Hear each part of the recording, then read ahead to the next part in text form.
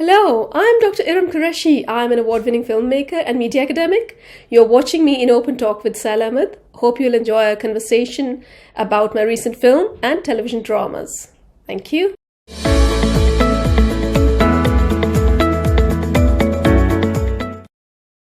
अस्सलाम वालेकुम इरम, कैसी हैं आप? वालेकुम अस्सलाम। अल्हम्दुलिल्लाह बिल्कुल ठीक ठाक हूँ। आप कैसे हैं? ज़बरदस्त एज़ यूजुअल। और बहुत बहुत शुक्रिया शो पे आने का, टाइम निकालने का।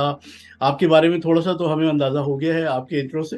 ज़रा थोड़ा सा और बताइए कि आखिर ये सिलसिला शुरू कैसे हुआ? सिलसिला बहुत पुराना है। I अच्छा। started working in TV from year 2000. मैं अपना मास्टर्स कर रही थी कम्युनिकेशन साइंसेज में, which was major in television productions. तो मुझे इंटर्नशिप मैंने की कंबाइंड मीडिया में, जो कि गज़नफ़र अली साहब का प्रोडक्शन हाउस था। और वहाँ पे कामरान कुरैशी के साथ मैंने एक लाइव ट्रांसमिशन हमने रिकॉर्ड की जी उस पे। अच्छा, वहाँ से मिले थे आपको वो? बस ऐसे ही समझ सकते अच्छा, ठीक है। वही मिले थे। सही तो सही। हमने साथ काम किया। मैं गई इंटर्नशिप करने के लिए, और डायरेक्टर थे वो, तो उन्होंने यही समझा कि कोई लड़की आई है जिसने इंटर्नशिप करनी है, तो पहला सवाल ये था कि आपको सर्टिफिकेट चाहिए या आप काम करना चाहते हैं। क्योंकि अगर आपने बिल्कुल काम सही। करना है तो हाँ। उसके लिए फिर टाइमिंग कोई नहीं होती टेलीविजन में। हम्म। एडिटिंग भी होती है रात 2 बजे, 1 बजे, 12 बजे, कुछ टाइमिंग नहीं है। तो या। काम इंटर्नशिप में सिर्फ सर्टिफिकेट मकसद नहीं था। जब हम्म। मास्टर्स ही उसी फील्ड में कर रहे हैं, तो मैंने कहा कि मैं बिल्कुल करना चाहती हूँ काम। मैं सर्टिफिकेट लेने नहीं आई, अदरवाइज मैं कराची तक आती ही नहीं, क्योंकि मैं मास्टर्स रावलपिंडी में फातिमा जिन्ना यूनिवर्सिटी से कर रही थी। ओह, अच्छा। तो ऑल द वे वहां से कराची जाना ऑब्वियसली कोई इजी काम नहीं था। बिल्कुल नहीं, हाँ। तो फिर मैंने इंटर्नशिप की उनके साथ। वहां से ऑब्वियसली अंडरस्टैंडिंग भी हुई हमारी। और उसके बाद मैंने काम किया, एक प्रोग्राम था माँ के नाम से। तो सानी से। उसमें जी बिल्कुल सानिया सईद होस्ट करती थी। हम्म। उसमें कामरान के साथ मैंने काम किया। और उसके बाद फिर हमने उसी पे 2002 में हमारी शादी हुई। अच्छा। और फिर हमने माँ और ममता एक सीरीज बनाई जो प्रोड्यूस भी की हमने। हम्म। और इसको अवार्ड भी मिला 2002 में प्राइवेट प्रोडक्शन का, पीटीवी से। अम, माँ को अवार्ड मिला। तो माँ और ममता हमने सीरीज की जो कि माँ की स्टोरीज पे बेस्ड थी, हम्म। और उसने भी काफी सारे अवार्ड्स जीते। और उसके बाद फिर सिलसिला चला ड्रामा सीरियल्स का, कुछ हमने डॉक्यूमेंट्रीज की। और ऑलमोस्ट 2002 से लेकर 2009 तक कंटिन्यूस ये सिलसिला चलता रहा। हमने कुछ 8-10 सीरियल किए और डॉक्यूमेंट्रीज। एक डॉक्यूमेंट्री हमने मरीन सेक्टर पे भी की, हम्म। जो कि beyond the silence of the sea के नाम से। और हमने प्रोड्यूस किए सीरियल्स। इश्क की इंतहा लास्ट सीरियल था जो प्रोड्यूस किया हमने। उसके बाद फिर मेरा पीएचडी करना चाहती थी मैं। जब कर रही थी अपना मास्टर्स, उस वक्त से करना चाहती थी। तो मैंने एडमिशन लिया 2009 में मेलबर्न यूनिवर्सिटी में। Okay, Australia. और चूंकि उस वक्त मेरे बच्चे छोटे थे, तो मुझे हस्बैंड ने तो बोला कि आप बच्चे छोड़ें, आप चली जाएं, जाके करें। तो मैंने कहा ये नहीं करूंगी मैं, मुझे फैमिली साथ रखनी है अपनी। तो फिर हमें किसी ने बोला कि आप बजाय ऑस्ट्रेलिया जाने के आप यूके क्यों नहीं जाते, वहाँ पे ज़्यादा बेहतर मीडिया की फैसिलिटीज़ और सब कुछ है। तो फिर हमने इरादा चेंज कर लिया। 2010 में हम लोग यूके मूव हुए। तो स्ट्रगल थी इसमें भी, इसलिए इनिशियली आके सेटल होना और सब।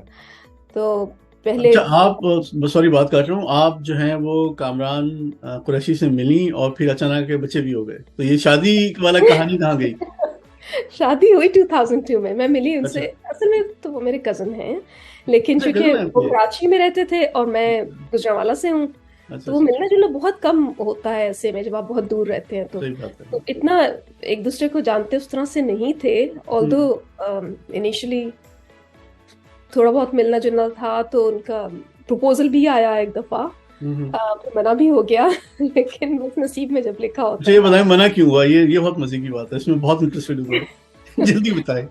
ये मुझे भी नहीं पता, अच्छा, क्योंकि नहीं मैं पता? उस वक्त छुपा रही हैं आप? अच्छा मैं टीनेजर थी। मुझे अच्छा भी नहीं अच्छा अच्छा पता, अच्छा। ये घर हाँ, वालों की आपस की बातें।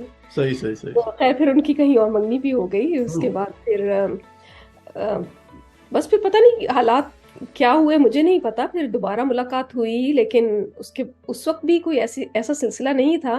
पर वक्त के साथ साथ चीज़ें आहिस्ता आहिस्ता डेवलप होती हैं, और फिर 2 साल हमने काम भी किया साथ, जैसे मैं मास्टर्स भी कर रही थी और साथ साथ मैंने माँ पे थोड़ी कोऑर्डिनेशन बिल्कुल, की हाँ। और काम किया। तो उस दौरान हमारी फिर थोड़ी अंडरस्टैंडिंग दोबारा डेवलप हुई, और फिर बस सिलसिला चला और फिर प्रपोज किया गया। सही बात है। और फिर माशाल्लाह, सही है। हाँ, जब मास्टर्स करते ही फौरन शादी हो गई थी मेरी, हाँ, हाँ। और उसके बाद फिर हमने फील्ड में इकट्ठे ही काम करते रहे हैं काफी।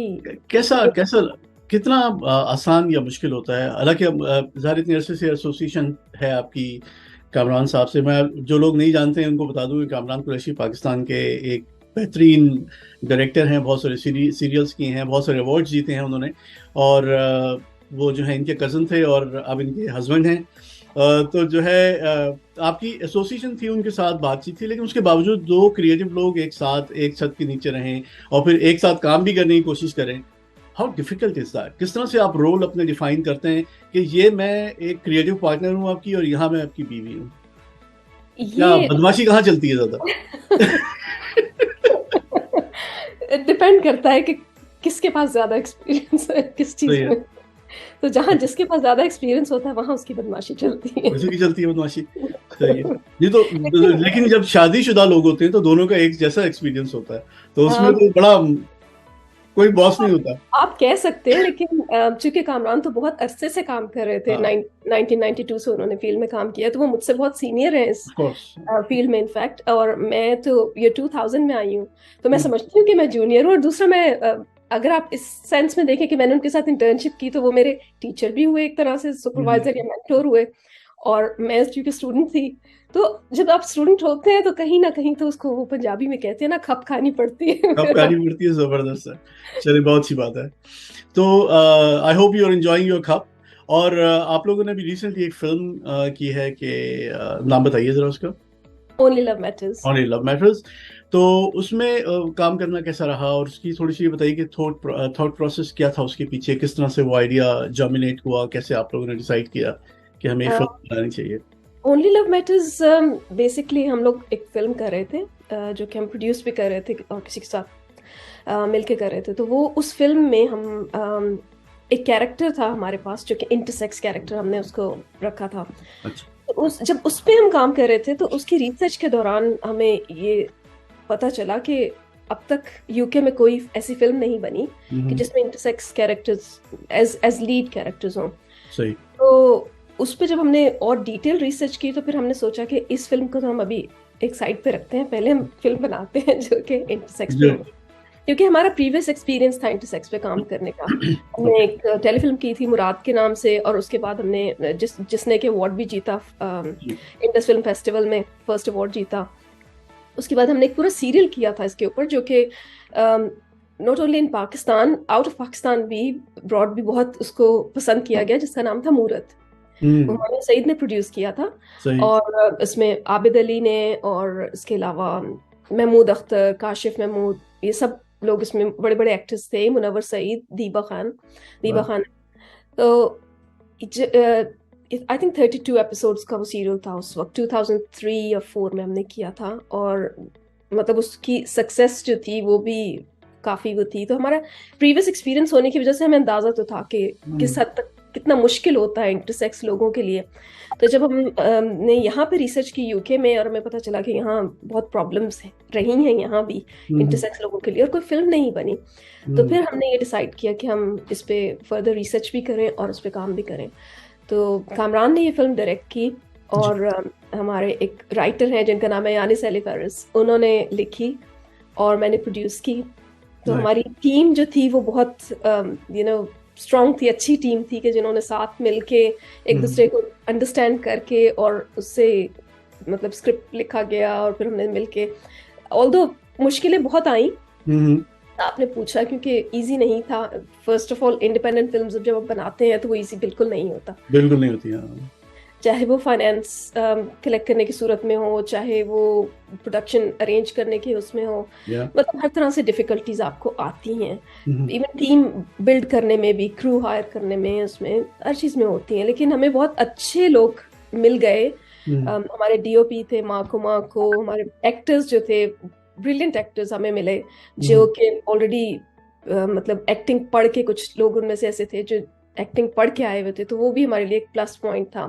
sure, तो बहुत अच्छी मेन लीड एक्ट्रेस हमें मिली है, जो कि एमा, जिनका नाम है एमा वॉन श्रेबर। right, और मतलब पूरी टीम ने आई थिंक ब्रिलियंट काम किया। ऑल्दो मुझे एक्सपीरियंस मेरा ये कहता है कि अगर आप दोबारा करने खड़े हो तो शायद आप एक दफा फिर सोचेंगे कि क्या मुझे करना चाहिए। बहुत मतलब बड़ा एडवेंचर है। सही। Adventure, exactly. आप लोगों ने कुछ पार्ट इस फिल्म के पाकिस्तान में भी शूट किए हैं, बिल्कुल किए तो हैं वो किस तरह हमने। कनेक्ट करती है कहानी?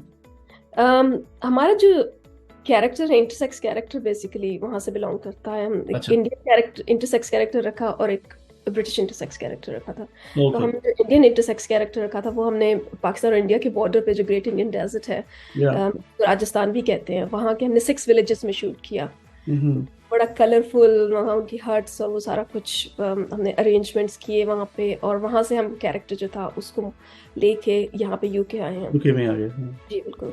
तो वो कहानी वहां से शुरू होती है बेसिकली एज चाइल्ड, और या, फिर बाद में उसका यूके मूव होना। तो इंटरेस्टिंग, वो है इसका। इंटरेस्टिंग। और जब आप शूट कर रहे थे पाकिस्तान में, तो क्या फर्क लगा यहाँ पर करने में? लंदन के अंदर कर रही हैं आप, काम कर रही हैं, शूट कर रही हैं फिल्म, और फिर वहां जाके शूट करें, तो कितना चैलेंजिंग, कितना मुश्किल रहा वो, या कितना आसान रहा? चैलेंजिंग तो दोनों जगह था। वहां पे डिफरेंस ये था कि वहाँ चूंकि टीम अपनी ज्यादा है, ऑब्वियसली अच्छा, वहाँ पे बहुत हाँ, निस्बतन इजी इसलिए होम था। ग्राउंड है। हम्म, जी बिल्कुल। फैमिली सारी अब तो टीवी और फिल्म के उसमें है, तो हमें सपोर्ट थी वहाँ पे बेसिकली। या, और वहाँ पे एक्टर्स भी, ये वो लैंग्वेज से भी फर्क पड़ता है, चीज़ों से फर्क पड़ता है। यहाँ पे जो है ना, यहाँ पे परमिशंस और प्रोडक्शन के सिलसिले ज़रा मुश्किल है, रेगुलेशंस बहुत हैं, बहुत ज़्यादा है। है ना? आपको हर चीज़ के लिए, इवन आपने कहीं रोड पे भी शूट करनी हो तो आपको पूरे काउंसिल्स के फॉर्म भर के और हर चीज़ की परमिशन लेनी पड़ती है, और उसके लिए टाइम बहुत लगता है। ऑफ कोर्स, मतलब हर चीज के लिए कम्युनिकेशन होती रहती है, आ रही है ईमेल्स, जा रही हैं, और फिर आपको हर एक चीज के लिए रिस्क असेसमेंट और ये वो हर चीज जो आपको करके देनी पड़ती है। इंश्योरेंस और सब करना पड़ता है ना? इंश्योरेंस भी, everything, I mean 1 to 10, everything आपको बिल्कुल परफेक्ट होनी चाहिए, तब आपको जाके परमिशन मिलती है। आप हर एक के नाम बताएं, हेल्थ एंड सेफ्टी, ये वो हर चीज आपको करके देनी पड़ती वाह, है। तो तब जाके एक एक चीज के लिए, आपने अगर किसी बच्चे को लेना है तो आपको बच्चों के भी लाइसेंस अप्लाई करने पड़ते हैं। इवन मेरी अपनी बच्ची, मेरी बच्ची छोटी थी और उसका सिर्फ एक शॉट था जिसमें से उसने गुजर के जाना था, पर मुझे उसके राइट, लिए लाइसेंस लेना था, तो हम्म, हमने लिया। तो it wasn't as easy, no not all. मतलब, और बच्चों के लिए टाइम भी लिमिटेशंस होती हैं कि 4 या 5 घंटे से ज्यादा नहीं कर सकते, बिल्कुल ऐसा ही एज है। के अब हिसाब से, है ना? ऐसी है। गुड। तो उम्मीद है इस एडवेंचर से आपने और अच्छे आपके तजुर्बात हुए होंगे, अच्छी आपके एक्सपीरियंस हुए होंगे। इस फिल्म के अलावा अब आप क्या कर रही हैं? आप जो है एक एजुकेशन से भी आप मुंसलिक हैं, तो उस सिलसिले में क्या हो रहा है? अभी फर्स्ट ऑफ ऑल तो मैं सीनियर लेक्चरर हूँ रेवंसबॉर्न यूनिवर्सिटी में, तो मैं पढ़ा रही हूँ वहाँ पे हम्म, फिल्म और टीवी के मॉड्यूल्स। उसके अलावा मैं एक बुक लिख रही हूँ जो हम्म, कि एक British woman director Wendy toy पे है, और ये commission by Manchester university press है। वाह, उसके अलावा भी रिसर्चेस चल रही हैं। अच्छा। अब आप तो पीएचडी हैं, तो जाहिर ये सब तो होगा ना? बिल्कुल। हम्म, तो ये सिलसिला है, आई मीन सब कुछ साथ साथ चल रहा है, लेट्स सी। सही है। ये जो फिल्म और टीवी में से आपका जो इंटरेस्ट पैदा हुआ, उसकी क्या वजह थी? आपने कहा आपकी फैमिली में भी काफी लोग मीडिया के अंदर हैं, तो क्या किसी ने इंस्पायर किया आपको विद इन योर फैमिली, या आपको खुद से कोई चीज इंटरेस्टिंग लगी, स्टोरी टेलिंग अच्छी लगी आपको, या क्या क्या वजह थी कि आपने सोचा कि भाई मैंने फिल्म और टीवी पे ही फोकस करना पूरा? इंटरेस्ट तो मेरा लिटरेचर पढ़ने की तरफ था, बहुत अच्छा, ज़्यादा इंग्लिश लिटरेचर की तरफ। सही, और मैंने half of English literature masters कर भी लिया था। सही बात है, हाँ। और, जब मैंने यूनिवर्सिटी में एडमिशन लिया तो उस वक्त जो कम्युनिकेशन की साइड पे तो इनिशियली तो शायद मैंने सोचा कि ये ना ये टेलीकम्युनिकेशन हो, पता नहीं क्या होगा। जब मैंने पढ़ा तो मुझे इंटरेस्टिंग लगे सब्जेक्ट्स। सही। और मेरे लिए सबसे ज़्यादा ऑब्वियसली जो अच्छी चीज़ थी वो ये थी कि मुझे इंटर्नशिप टेलीविजन में करने को मिली। तो मुझे लगा कि इंटरेस्टिंग काम है, तो मतलब इसको मैं फर्दर कैरी ऑन कर सकती हूँ। तो राइट। ड्यूरिंग मास्टर्स भी मैं पीटीवी से काफ़ी ताल्लुक़ रहा, वहाँ जाना आना टॉक शोज़ के लिए। तो अभी मैंने मास्टर्स फिनिश नहीं किया था, तो मुझे पीटीवी से ऑफ़र भी आई इस्लामाबाद से, वहाँ से उन्होंने मुझे असिस्टेंट प्रोड्यूसर की जॉब ऑफर की। पर चूंकि मेरी शादी हो रही थी तो इसलिए मैंने छोड़ दिया। तो मैं कराची जा रही थी, मुझे इस्लामाबाद में बनी नहीं रहना। सही है। बिल्कुल। अच्छा ये बताएं कि अगर आप इंग्लिश लिटरेचर आप कहती हैं आपको उससे बहुत इंटरेस्ट था, लगाव था, आपने बहुत पढ़ा है, कोई 3 ऐसी मेजर नॉवेल्स हों जिन पे आप चाहें कि आप फिल्म प्रोड्यूस करें या डायरेक्ट करें, कौन से होंगे? मेन तो सारे बन चुके हैं अगर देखा जाए। हाँ सही बात शेक्सपियर है। के भी और चार्ल्स डिकेंस के क्या? नॉवेल्स भी। ग्रेट एक्सपेक्टेशंस था जो कि बड़ा इंटरेस्टिंग है। हम्म। उसमें भी डेविड लीन ने ऐसी बनाई है कि उसके बाद मेरा ख्याल है दोबारा किसी का बनाने का दिल नहीं करता है।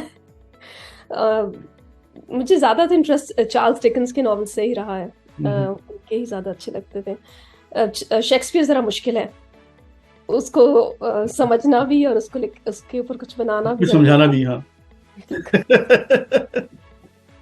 सही है। तो आप जब क्लास में अपने पढ़ा रही होती हैं तो आप अपने स्टूडेंट्स को क्या मैसेज देती हैं, क्या उनको मशवरा देती हैं कि क्या होना चाहिए, किस तरह से उनको किस किस्म के सब्जेक्ट्स को चूज करना चाहिए, किस किस्म की स्टोरीज उनको बतानी चाहिए? क्या आप हमसे भी शेयर करना चाहें? अच्छा, ये डिपेंड करता है हर बच्चों के। जो बच्चे तो नहीं बोलूंगी मैं, स्टूडेंट्स बोलूंगी इनफैक्ट। स्टूडेंट्स के अपने अपने एप्टीट्यूड भी होता है कि कौन किस तरफ हम्म। जाना चाहता है। अब नोटिस कि आजकल बहुत ज़्यादा लोग फैक्चुअल प्रोडक्शंस की तरफ जाना चाहते हैं। सही है। उनको गेम शोज में और इस तरह की चीज़ों में बहुत ज़्यादा इंटरेस्ट है। ऑल्दो कुछ रियलिटी टीवी आई लोग, थिंक। सॉरी, रियलिटी टीवी भी उसमें शामिल होता है। रियलिटी टीवी बिल्कुल। ठीक है। और आजकल ये बहुत मशहूर चीजें हैं, बहुत सारे शोज अगर आपने देखे होंगे, डेटिंग शोज और ये लव आइलैंड और ये वो बहुत ज्यादा बैचलर्स। चल रहे हैं। तो उस पे मतलब बहुत ज्यादा इंटरेस्ट मैंने लोगों का देखा है, स्पेशली जो लोग टीवी पढ़ रहे हैं उनका। जो फिल्म वाले हैं वो तो अब तो फिल्म मतलब ट्रेडिशनल फिल्म से हट के वो मजीद आगे मार्वल और ये वो चीज़ें उन पे जाना चाहते हैं। तो मैं समझती हूँ कि मैं हमेशा ये एडवाइस करती हूँ कि जो उनका दिल करता है वो वो करें। वो चीज़ें बनाएं। हम्म। डिपेंड करता है कि उनका दिल क्या करता है। मैं कहती हूँ थिंक बिग, या। That's it. So I mean जो मर्जी आप सोचें, बाकी तो सब कुछ ऑब्वियसली जहाँ जितने आपके रिसोर्सेज होंगे उस पर डिपेंड करेगा, बट अपनी सोच को महदूद मत करें। बिल्कुल सोचे सही। बड़ा हम्म। तो मिलता भी बड़ा ही है फिर। ऐसी ही बात अच्छी है। उम्मीदें रखेंगे तो अच्छा ही मिलेगा। सही बात है। अगर आप आसमान की वो करेंगे, टारगेट करेंगे, तो एटलीस्ट करीब करीब तो पहुंच ही जाएंगे, है ना? नहीं वेट करते। तो टीवी और फिल्म में जो आजकल चल रहा है, अगर हम वेस्ट में ही बात करें, तो आपको क्या लगता है, आपकी अपनी पर्सनल ओपिनियन कैसी है कि do you agree with all these shows, ये जो लव आइलैंड है और बैचलर है, और आप क्या समझती हैं कि ये is it a good TV? अब असल में बात ये है, गुड और बैड की बात तो नहीं मैं करूंगी कि अच्छा है या नहीं है। उसकी या। अपनी एक ऑडियंस है basically. Hmm. Not everyone watches you know नहीं। All the TV shows. I for one, yeah. बिल्कुल। ये टीन की सर्टन अपना एप्टीट्यूड और अपना यू नो माइंडसेट है कि वो क्या देखना चाहते हैं। ओल्डर पीपल ये इसी तरह है जिस तरह सोशल मीडिया है। लोग समझते हैं कि जो थोड़े से एजेड लोग होते हैं वो फेसबुक ज्यादा यूज करते हैं, और जो टीनेजर्स हैं वो स्नैपचैट और इंस्टाग्राम ज्यादा यूज करते हैं। बिल्कुल उसी तरह टेलीविजन में भी है। तो आप ये नहीं कह सकते कि ये सब देख रहे हैं, बच्चे वो नहीं देखेंगे। बच्चों को कोई इंटरेस्ट नहीं है कि ये क्या चल रहा है, लव आइलैंड क्या चल रहा है। तो जो टीनेजर्स हैं वो उनका ज्यादा इंटरेस्ट होता है उसमें। और आई अंडरस्टैंड कि शायद ये सबके लिए ऑब्वियसली अच्छा नहीं है, बट आप कुछ कह नहीं सकते। सही सही बात है। नहीं नहीं, आई अंडरस्टैंड। बिल्कुल सही है। लेकिन अब बात यह है कि अच्छा टीवी, क्योंकि ये पॉपुलर टीवी और हमेशा से ऐसे रहा है। बिल्कुल अमेरिका में कई ऐसे शोज रहे हैं जो कि बिल्कुल ट्रैश होते थे, लेकिन बहुत हाई रेटिंग होती थी। डे टाइम शोज की बात कर रहा हूँ। और उसके बाद ये है कि इस वक्त आपको क्या लगता है टीवी पे आपको नजर आता है कोई अच्छा काम जिससे आप वाकई मुतासिर होती हूँ, या क्योंकि अब स्ट्रीमिंग भी आ गई तो स्ट्रीमिंग ने भी बड़ा फेस लिफ्ट कर दिया है टीवी को, और टीवी को ज़्यादा प्रीमियम बना दिया है और बावकार कर दिया है। तो आपको लगता है कि इन सब चीज़ों से फ़र्क पड़ा है क्वालिटी पे और the kind of stories are being told? मेरा ख्याल है कि स्ट्रीमिंग ने काफ़ी चीज़ें चेंज की हैं, क्योंकि अब जो कुछ स्ट्रीमिंग चैनल्स पे चल रहा है वो बहुत एक्सपेंसिव किस्म का टीवी चलता है, हाँ, एक्सपेंसिव ड्रामास बन रहे हैं, और some of them are really good. I mean मैंने क्राउन भी देखा है और भी देखे हैं जो अमेजिंग शो, या जाते हैं, तो वो बहुत अच्छे उस पे बनाए हैं उन्होंने, काम हो रहे हैं। रिसर्च करके। और um, दूसरी बात ये कि प्रोडक्शन वैल्यू देखें आप, हाँ, बिल्कुल प्रोडक्शन वैल्यू बहुत ज्यादा है, बहुत हाई प्रोडक्शन वैल्यू हाँ, है। और मुझे नहीं पता कि कैसे वो बनाते हैं और अफोर्ड करते हैं। I don't know this all that process behind it, but I feel कि ये अच्छा काम भी हो रहा है, ऐसा नहीं है कि सिर्फ वो एक साइड ही हम देखें। अब अभी मैं कुछ दिन पहले इनफैक्ट क्राउन की सीरीज देख रही थी, तो उसमें जो उन्होंने लोकेशंस ली हैं और जिस तरह का उन्होंने ग्रैंड्योर किया है अरेंज, वो देख के मुझे बड़ी खुशी हुई कि चलो अब हम टीवी पे भी ऐसी टीवी चीजें पे देख रहे हैं और हमें ब्यूटीफुली सिर्फ शॉट। फिल्म देखने की जरूरत नहीं है, इंतजार नहीं, करने की जरूरत नहीं है। अब हर हफ्ते हम देखते हैं। हाँ बिल्कुल। और पूरे फिल्म के सारे एक्टर्स इस वक्त मौजूद हैं स्ट्रीमिंग के ऊपर, जो टॉप एक्टर्स हैं। तो बहुत सही है। फिल्म के हवाले से भी जाहिर है कि आप पढ़ाती हैं, तो इसलिए मैं आपसे इस तरह के सवाल कर रहा हूँ कि फिल्म के हवाले से आपको क्या लगता है, ये जो डीसी और मार्वल हैं, क्या ये फ्यूचर है या ये एक फैड है? जब उनके पास ख़त्म हो जाएंगी सारे हर तरह के अपनी कहानियाँ और जो जो दिखाना चाहते हैं, उसके बाद क्या होगा? कुछ आप देखती हैं, फोर्सी करती हैं? मेरा ख्याल है कि इंसान का जो दिमाग अल्लाह ताला ने दिया है ना, उसमें नई नई चीजें चलती रहती हैं। तो फ्यूचर कोई भी चीज नहीं होती। फ्यूचर इनफैक्ट पहले हम सोचते थे पता नहीं क्या फ्यूचर होगा, अब कुछ और चीजें हैं। हर कुछ सालों के बाद कुछ नई चीज आ जाती है। तो मेरा बिल्कुल। ख्याल है हर चीज ये एक वक्त है इसका भी, इसके बाद शायद कुछ और मिल जाए उनको, कोई और नई चीज आ जाए। तो हमें हैरान करने के लिए कुछ ना कुछ कुदरत ने रखा होता है। बिल्कुल सही है। ये थैंक यू आजकल चल रही है, लेट्स सी अब क्या आता है अगले 5 साल बाद।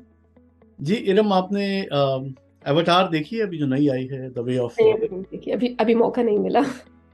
कैसा फील करती हैं? आपको 13 साल बनने में लगे हैं उसे, क्या एक्सपेक्टेशंस हो सकती हैं आपकी? जब कोई ऐसी चीज बनती है तो फिर तो हम यही समझते हैं कि कोई कोई लेजेंडरी चीज बन के आई होगी। लेट्स सी क्या? क्या होता है। आई मीन जैसे ही मुझे मौका मिलेगा मैं जरूर देखूंगी। जरूर। पहली वाली एवटार के बारे में आपकी क्या फीलिंग्स हैं, क्या समझनी है, क्या पसंद आई आपको? बिल्कुल अच्छी थी वो। ऑल्दो देखे बहुत अरसा गुजर गया मुझे अब बहुत ज्यादा याद नहीं रही, लेकिन क्योंकि उसके जो मैंने एक सब्जेक्ट पढ़ा रही थी मैं प्रोफेशनल इनिशिएटिव्स के नाम से, जिसमें इमर्जिंग टेक्नोलॉजीज थी, तो अवतार का काफी जिक्र आता रहा क्योंकि इसमें राइट। मोशन ट्रैकिंग और ये वो चीजें यूज की थी, तो उसके topic चलते रहे। मुझे मतलब देख के कई दफा मैं ये भी सोचती हूँ कि मतलब ये बेसिकली वंडर्स हैं जो इंसान ने बहुत सालों पहले करने शुरू कर दिए थे। I mean it's really fascinating भी होता है और अच्छा भी लगता है देख के। अच्छा, आपको इस टाइप की फिल्म मेकिंग पसंद है, अगर आप खुद बनाना चाहें? शायद मैं उस टाइप की फिल्म मेकिंग खुद ना करूं क्योंकि मैं काफी ट्रेडिशनल किस्म की फिल्म मेकर हूँ। बट मैं जरूर इस तरह की छोटी छोटी चीजें यूज करना चाहूंगी। मैं बहुत हाँ, ज्यादा मैं एनिमेटेड चीजों में बहुत ज्यादा खुद से इंटरेस्टेड नहीं हूँ करने में। सही है। क्योंकि इसमें तो टेक्नोलॉजी बहुत बड़ा रोल प्ले करती है। बिल्कुल हाँ। हमारी इनफैक्ट एक फिल्म है जो हमने प्लान की हुई है, जो कि पीरियड ड्रामा फिल्म है। एक खातून थी जो कि सर्जन थी, पहली सर्जन थी स्कॉटलैंड की, एल्सी इंगल्स उनका नाम था। उनकी लाइफ पे उन्होंने फर्स्ट वर्ल्ड वॉर में जब औरतों को बिल्कुल अलाउ नहीं था किसी भी किस्म का जंग में जाना, और उन्होंने स्कॉटिश वुमेन हॉस्पिटल्स बनाए और औरतों को लेके 1500 औरतों को लेके वो वॉर फ्रंट पे गई।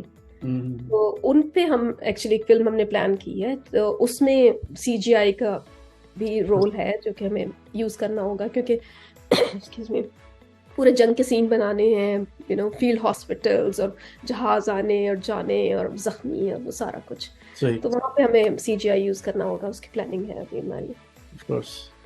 लेकिन वो अच्छा आइडिया है, इंटरेस्टिंग है। I am looking forward to see it. बिल्कुल। तो इसके अलावा अब आपके क्या यानी इरादे हैं, आप क्या चाहती हैं? आप एजुकेशन पे ज़्यादा फोकस करना चाहती हैं, ज़्यादा फिल्म मेकिंग करना चाहती हैं? इरादा तो दोनों को साथ लेके साथ चलने का है। हम्म। क्योंकि मैं एजुकेशन में अभी मैंने आफ्टर दिस शॉर्टली मैं अप्लाई करने वाली हूँ फेलोशिप के लिए, जो कि हायर एजुकेशन एकेडमी की है। तो ये करियर चूँकि मेरे साथ चल रहा है ऑलरेडी पिछले कई सालों से, इसको मैं छोड़ना नहीं चाहती। फिल्म मेकिंग जो है वो तो एक पैशन है ना, वो तो उसको तो नहीं छोड़ सकते हैं आप, जब आप फिल्म मेकर ऑलरेडी होते हैं। हम्म। तो कई फिल्में पाइपलाइन में हैं और नाइस। ज़रूर बनानी है इंशाल्लाह, काम इंशाल्लाह। करना है इसमें। बिल्कुल, मतलब दोनों को साथ साथ चलाना है।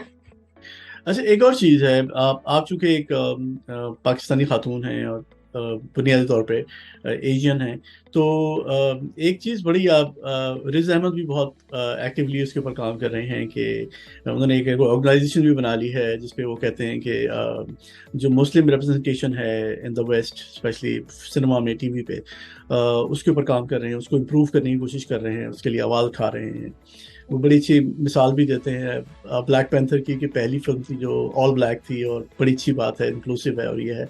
लेकिन उसमें भी जो स्टार्टिंग सीन है उसमें मुसलमानों को टेररिस्ट दिखाया हुआ है, कि वो औरतों को किडनैप करके ले जा रहे होते हैं। तो इट्स लिटरली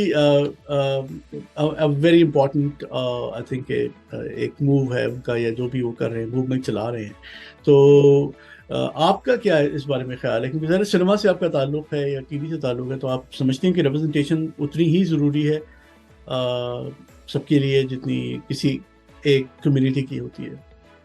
मेरा ख्याल है यहाँ पे चूंकि हम बहुत ज़्यादा फोकस करते हैं एजुकेशन में भी और मीडिया में भी इक्वालिटी और डाइवर्सिटी पे, तो इक्वालिटी जो है वो हर तरह की, मतलब सिर्फ ऐसा नहीं है कि एक किस्म की कम्युनिटी को हम वो करते हैं। हमारी कोशिश ये होती है, अभी भी जो हमने फिल्म की उसमें हमने कोशिश की कि हर तरह के लोग क्रू में भी हों और कास्ट में भी हों।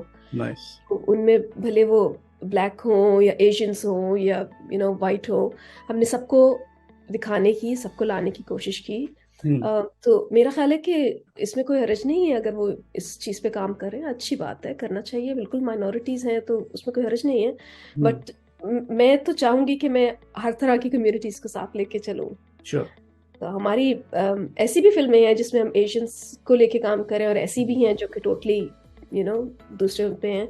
तो आई मीन सिर्फ एक कम्युनिटी पे काम करना, मैं समझती हूँ कि जब आप ऑब्वियसली एक नाम बड़ा बना लेते हैं और उसके बाद आप एक करते हैं उस पे काम, तो शायद वो ज्यादा रजिस्टर होता है इसके कि आप लोग शुरू में। सुनते हैं आपको। हाँ, बिल्कुल बिल्कुल बिल्कुल सही है। तो सिनेमा के हवाले से और अगर हम बात करें, तो जिस तरह के रिप्रेजेंटेशन के अलावा अब एक और भी ट्रेंड है कि कोई भी मशहूर कैरेक्टर है, उसमें आपने अगर इंक्लूसिव होना है तो उसको आप उसकी जेंडर चेंज कर दें, उसकी स्किन का कलर चेंज कर दें। तो आप समझते हैं कि ये एक अच्छा ट्रेंड है? जैसे फॉर एग्जांपल अगर हम बात करें कि जेम्स बॉन्ड है, उनके बारे में बड़ी बात होती रही। डेनियल क्रेग के रिटायरमेंट के बाद उन्होंने कहा कि एक खातून आएंगी जो जेम्स बॉन्ड बनेंगी, और वो ब्लैक भी हो सकती हैं, एक्चुअली है भी वो लास्ट वाली फिल्म के अंदर। तो आपको लगता है कि ख़वातीन को खुश करने के लिए उनको लुंडे के कपड़े पहनाए जाएं, यानी किसी आदमी ने, वाइट मेल ने अगर कोई रोल किया हुआ है तो उसको ही चेंज करके वो औरत को दे दिया जाए? क्यों नहीं कि औरतों के लिए नए रोल्स बनाए जाएं? और आप इस बारे में क्या समझती हैं? कि आप चाहती हैं कि आपकी जो कहानियां हैं, जो आप बताना चाहती हैं, उनमें ख़वातीन का रोल जो है वो ओरिजिनल रोल्स हों उनके, कि वो खुद उसकी हीरो हों? बिल्कुल होना चाहिए। मैं समझती हूँ स्टीरियोटाइपिंग अच्छी चीज़ नहीं है। तो अगर अगर वो ये समझ के लाना चाहते हैं कोई एक और जेम्स बॉन्ड के, भाई हम बस मतलब औरतों को खुश कर दें, तो वो एक अच्छी चीज़ नहीं है। बट औरतों के लिए अपने बहुत सारे आई मीन अगर आपने वंडर वुमन देखी है तो वो औरत के लिए ही रोल क्रिएट किया गया है। उसमें कोई ऐसा नहीं था कि पहले कोई वंडर मैन था और बाद में वंडर वुमन आ गई। हाँ नहीं, बहुत खुशी की बात है, बिल्कुल वही तो मैं कह रहा हूँ कि ऐसे होनी चाहिए और ऐसे ही होने चाहिए बिल्कुल। कि कॉमिक्स में तो खैर ये लोग बहुत कुछ करते हैं, उन्होंने बहुत बड़ी यूनिवर्स बनाई हुई है कॉमिक्स में, कि अगर वो स्पाइडरमैन है तो स्पाइडर वुमन भी उसमें आ जाती है, बैटमैन है तो बैट गर्ल भी आ जाती है। वो हर साइड को केटर करते रहे हैं, इतने सालों से कर रहे हैं। लेकिन फिल्मों में मुझे लगता है खासतौर पर आप उसमें पर्सनल ओपिनियन है कि उनके लिए ओरिजिनल नए रोल्स बनाने चाहिए जो कि सिर्फ ख़वातीन के लिए हों। और चूंकि आप सिनेमा से ताल्लुक है, आप ये आपका इल्जाम बन गया आपके ऊपर कि वो जो ये भी कहा जाता है कि जो विमेन सेंट्रिक फिल्म्स होती हैं उनको लोग देखते नहीं है इतने शौक से। आपको लगता है कि ऐसी बात है? मेन स्ट्रीम सिनेमा की बात कर रहा हूँ। हम्म, मेरा नहीं ख्याल है ऐसा है। इट डिपेंड्स कि कैरेक्टर कैसा है और अच्छा। स्टोरी कैसी है। तो अगर कैरेक्टर अच्छा हो और जो अट्रैक्ट करने वाला हो तो मतलब खूबसूरत औरतें जहाँ होती हैं वहां तो वैसे भी लोग बहुत फिल्में देखने जाते हैं। नहीं तो आपको लगता है औरतों में असल कमाल जो सिर्फ खूबसूरती है और कुछ नहीं? ये एक बड़ा आई मीन अफसोस का मुकाम है। बट ऐसा होता आया है और अभी भी हम्म। होता है कि हम्म। अगर खूबसूरत हीरोइन हो तो लोग देखते हैं फिल्म्स।